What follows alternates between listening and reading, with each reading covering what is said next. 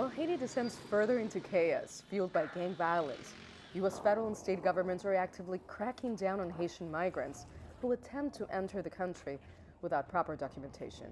On March 14th, the U.S. Coast Guard returned 65 Haitians found on a sailboat at sea. When we interdict individuals from Haiti at sea, we return them to Haiti as quickly as possible. In fact, we have done so in recent weeks, and we will continue to do so. In anticipation of a potential migrant surge from Haiti, Florida's Republican governor announced the deployment of over 250 officers to the southern coast last month. Our Florida Fish and Wildlife officers interdicted a vessel that had 25 illegal immigrants, potential illegal immigrants from Haiti.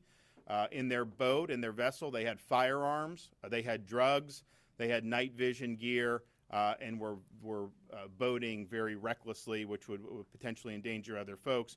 During a podcast with a conservative media host, Governor Ron DeSantis stated that he's prepared to relocate Haitians to other states if they reach Florida's shores. We do have our transport program also that's going to be operational. So Haitians land in the Florida Keys, their next stop very well may be Martha's Vineyard. Haitian migrants can enter the U.S. through a parole system.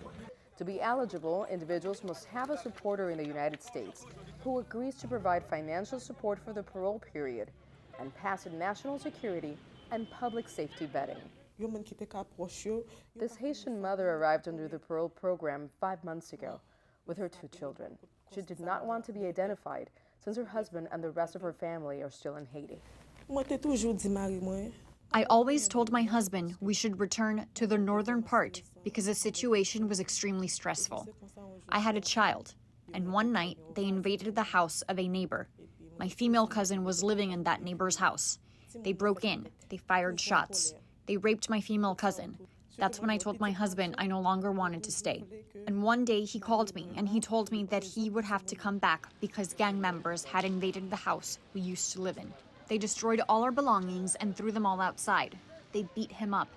He was bleeding. They hurt him and they hit him with the back of the gun in the back of his head. They really beat him up. Despite his heroin ordeal, the husband has not yet been approved for entry to the U.S. Meanwhile, the government reports more than 140,000 Haitians were granted parole over the past year.